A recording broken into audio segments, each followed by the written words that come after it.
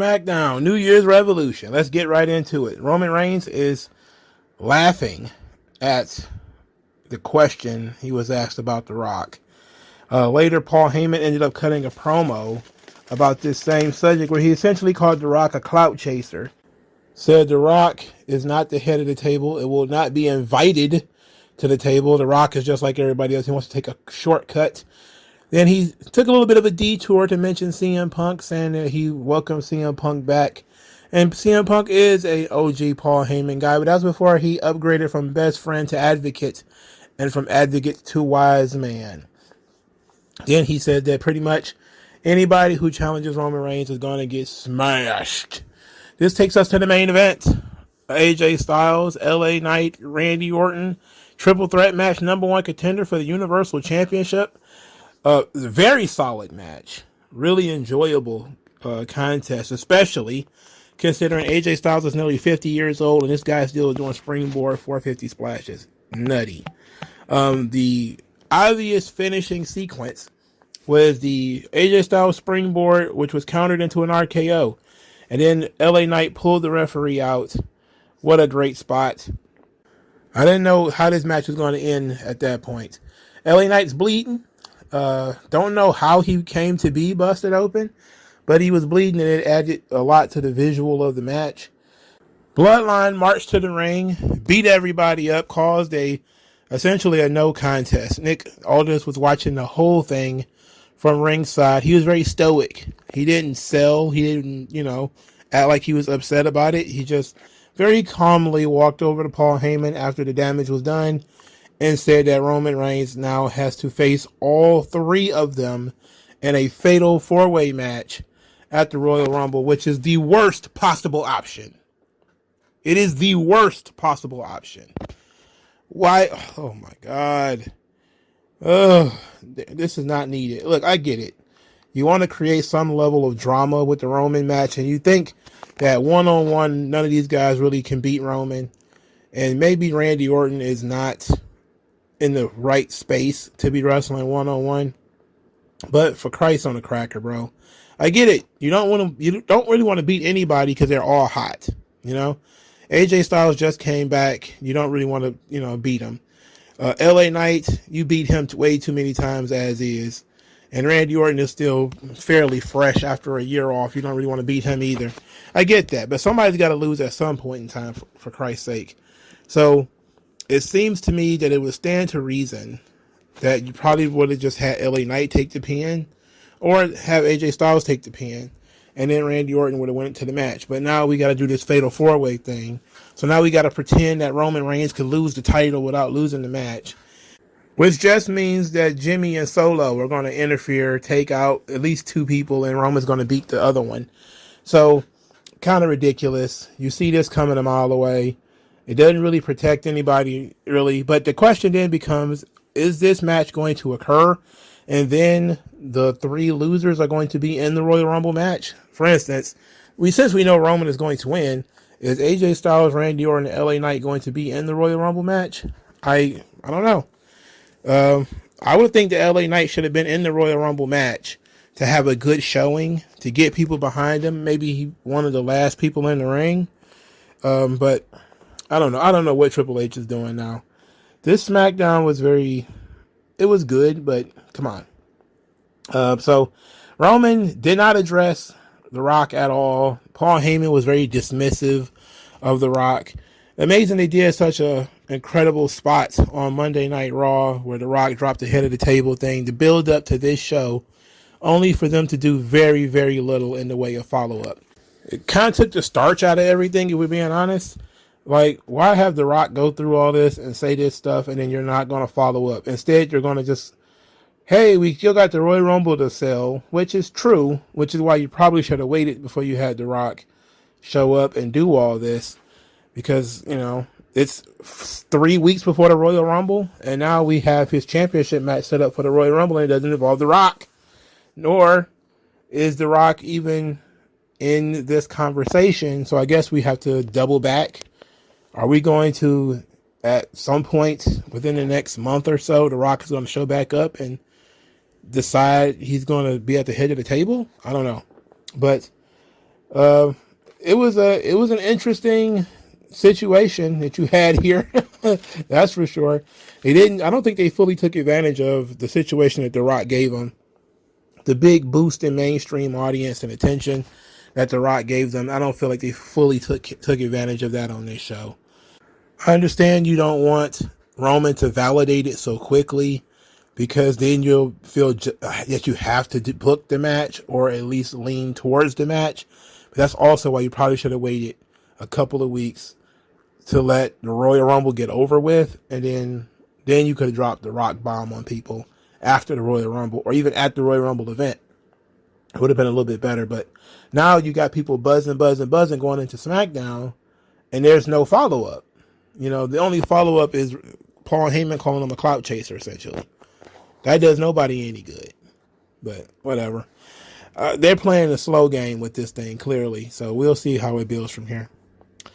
All right. Santos Escobar is defeated by Kevin Owens in the #1 contender for the United States Championship. Logan Paul was on commentary. He also has a proper Titantron. He might be the only person who has a Titantron, with highlights and photographs and stuff like that. Like, why nobody else has a Titantron, for Christ's sake? Are you being so cheap that Santos Escobar and can't get a Titantron? Like, why? What's going on? Why does Logan Paul get a Titantron and nobody else does? And in the event, Raheem Wild and Cruz del Toro, meaning the LWO, jumped Humberto and Angel before the match in order to take them out, to force the match to be one-on-one. And then, of course, Kevin Owens won the match clean. Unfortunately, there was some silliness here. Santos Escobar was headbutting the cast of Kevin Owens. And I'm sitting here just watching this thing, and I'm thinking, like, that's not what I would do to the cast. I would not headbutt it. I'm not sure I would drop a leg on it. It just seems very silly to me, but whatever. After the match, Logan Paul got in Kevin Owens' face and got punched. Kevin Owens still looks like everybody's favorite carpenter. I don't understand what y'all see in him, but this is you guys. You guys love this guy. I don't understand it. Next, Logan Paul was backstage with ice on his eye. Austin Theory and Grayson Waller walked up to console him, and then Cameron Grimes started mocking him. This led to Grayson Waller shoving Cameron Grimes and then being separated, and so they're going to have a match next week. I'm not looking forward to that, and I feel like we just saw that. It feel like it wasn't long ago that Grayson Waller wrestled Cameron Grimes on this show. It didn't feel like it was that long ago. Lashley and the Street Profits, they got into the ring. Lashley cut a promo about 2023, saying that the work that he put in didn't turn into the success that he wanted, but linking up with the Street Profits was the highlight of 2023, and they're going to take whatever they want in 2024. Tez, of course, says they're going to go after the tag team championships, and they're going to take advantage of all their opportunities. Before Bobby Lashley got on the microphone again, said he's looking forward to being the Almighty again, and announced himself for the Royal Rumble. Merely seconds later, Karrion, Kross, Paul Ellering, and Authors of Pain attacked them, whooped their ass, and then walked away. Gotta say, I like this. I like this faction. Akam and Razor are just huge guys. They're monsters. There's a lot of jacked dudes in this situation, so it makes me comfortable as a wrestling fan to see jacked guys doing jacked guy shit. What do I think about the Authors of Pain? They're big guys. They're big guys. Jacked. So that's good. Paul Ellering is very old. I wonder how long he's going to be around. I don't think it's going to be very long, but he's got to be mid-60s. Got to be, right? Great talent, mid-60s. They also changed Scarlett's look. She's no longer a blonde. She's now a brunette, which is useful because there are so many blondes in WWE now. It's just way too many. So that works out.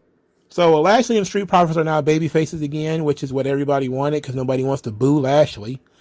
Lashley not being pushed as being a top-level star in this company instead of just being involved with this, which is, I'm guessing, decidedly mid-card, is interesting when, he probably should be mixing it up with the world champion at least, but at least he's doing something in terms of a personal feud. I'm pretty sure Karrion Kross and Paul Ellering and all these guys are going to explain why they did this to Lashley and the Street Profits next week. So I like this though, because I like Karrion Kross. I like Lashley. I never really thought about those two guys working against each other because I thought they both would be heels. But it seems like they're both going to be babyface. Lashley's going to be a babyface. And it ought to be interesting watching the Authors of Pain wrestle Street Profits. That ought to be fun. You know, you might be able to squeeze the juice out of like 2 or 3 months of matches out of this if you do it right. But I want promos. And the issue I got here on the Lashley side is that Lashley is the voice of this group. And Tez is the better talker. I don't know who decided that Lashley is going to be the promo of his team, but Lashley's a good promo. Fine. He's fine, I guess you could say. I'm not going to even use the word go. Let's say he's fair. Okay, let's say he's fair. But Tez is amazing. Why not let Tez be the voice of the group? He's the guy who does the talking. I think that's better. Lashley doesn't need to be the talker of the group. I don't understand that. All right, the second match on the show, Mia Yim versus Io Sky for the Women's Championship. I don't know what they're calling it. Is it the Women's World Title or World Women's Champion? I don't know. It's not Rhea Ripley's belt. I know that much. Mia Yim is still not very good. She just is classically not good. But there were still some pretty interesting spots here. That second rope styles clash, man, I was like, oh my goodness. I didn't think Mia Yim had it in her, if we're being honest. I was like, yeah, we about to watch Io get injured live on television, snap her neck in 3 or 4 different places. But they made it. They made it. Mia Yim, again, just classically not good. Has never been good. She has Dallas Cowboys hairdo. I didn't get it. But it was a fine match. It wasn't terrible. Io Sky wins with the over the moonsault, which was pretty good. After the match, Damage Control is celebrating backstage, and Bayley is talking about her vision and her plan when they're interrupted by Bianca Belair, who congratulates Io and then tells Bayley she is going to win the Royal Rumble, challenge Io and get her title back. She chuckles, blows them a kiss, walks off. At this point, Dakota Kai and Io Shirai suggest that Bayley take care of Bianca Belair so that she would not interrupt their plan, or Bayley's plan. Bayley has to protect her own plan. To which I say I feel like Bianca Belair and Bayley is a match they have every other week. I feel like we've had this match literally every other week. Maybe Bayley should wrestle other people. I don't know. It's like they should break up. Maybe we should see other people, you know? It's not you, it's me. You know, I need space. Anyway, Pretty Deadly, third match on the show. Pretty Deadly are defeated by British Strong Style, Butch and Tyler Bate. I told you guys it was going to be Tyler Bate, didn't I? I told you it was going to be Tyler Bate. This very, very small, tiny man has been in NXT for 6 years, almost 7. Next week, it would have been 7 years he was in NXT. And they came in and they won. Because, why not? Pretty Deadly is not living up to their potential. It's not their fault. It's Triple H's booking. British Strong Style are 2 very tiny men. Right up Triple H's alley, if we're being honest. He got all these NXT toys that he doesn't know what to do with. He's just going to dump them on us on the main roster and not really do much with them. So now we've got a new tag team in British Strong Style that nobody really cares about. People are just looking at them blankly. Nobody knows. Like, this guy was in NXT for 6 years, and the people still didn't have any idea who he was when he came out. There was an idea that was like, you know, is this bring your dwarf to work day? Because now we got 2 of them out here, for Christ's sake. Are they dwarves or are they technically trolls? I don't know. But they're 2 very tiny, tiny men. Just like, it's the DIY of SmackDown. That's what we got going on here. And DIY is the DIY of Raw. Oh, my Lord. Oh, my word. This is... poor Pretty Deadly. Poor them. They're so talented. So funny. Charismatic. So absolutely Triple H is going to put a fork in them. Because you can't be charismatic on this television show. That's not good. Why would you do that? Ashanti Theodonis. He's backstage. He cut a promo, actually. It was very interesting. He says that he doesn't know what his place is on SmackDown. but he's hungry. His ribs are showing. And he's ready. He's looking for an opportunity. And Nick Aldis kind of has an idea, and it's left vague. I don't mind this. Let's see where it goes. He's been off TV for so long that most people don't have no idea who he is. So let's reintroduce him. I don't have a problem with that. Now, speaking of Ashanti Theodonis, they actually, I guess, dropped this B-Fab angle that they've been doing with her and Lashley. I guess it's over because it involved Ashanti Theodonis. And I guess that's over too. I know that B-Fab is in the Dungeon 2.0 training with Jade Cargill and Natalia, and Odyssey Jones is there. And Ricky Starks is there for some reason. All the black guys and that one beige fella, he shows up.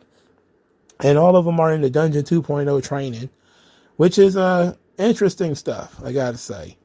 And B-Fab didn't look too bad. And Top Dollar, he's still caping for her. He did a podcast or something like that recently where he's talking about how she needs more opportunities and, they don't do enough to push her in comparison to somebody like Maxine Dupree, which to me made it seem like he was going in a vaguely racial angle, which of course a low IQ gorilla like Top Dollar would.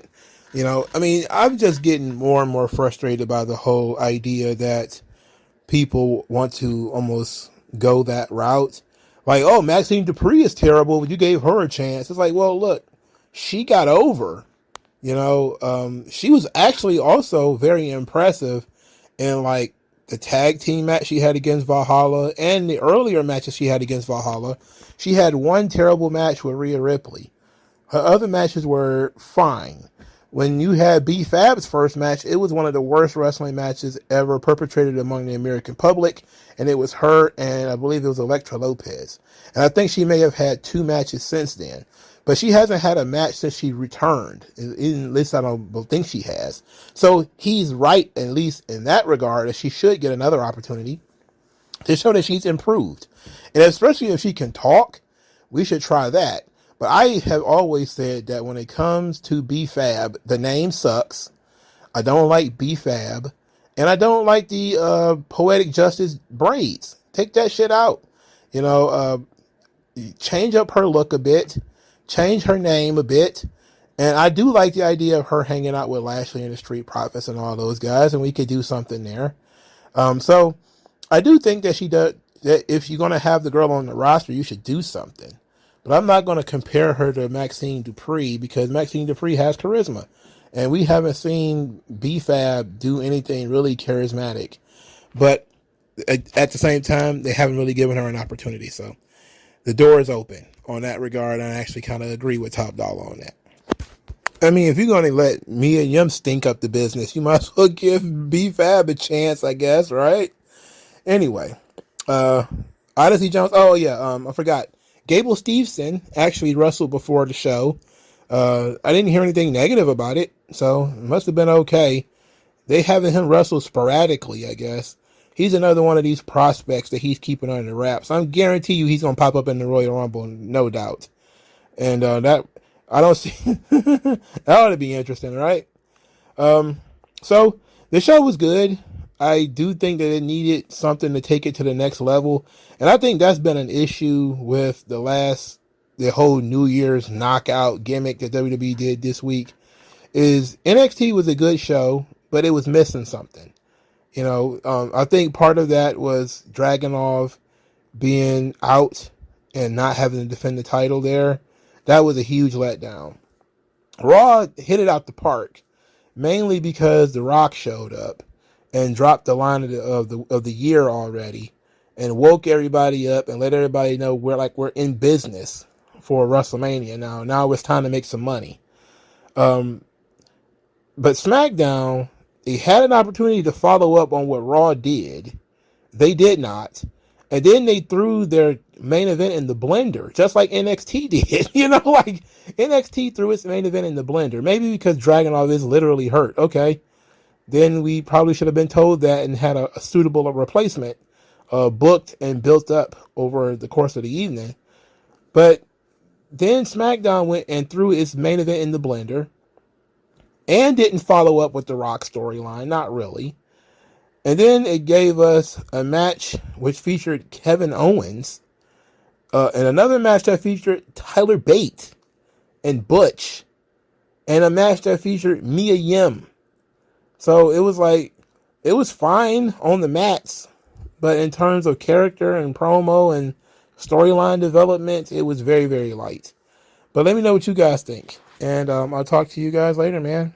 Peace out.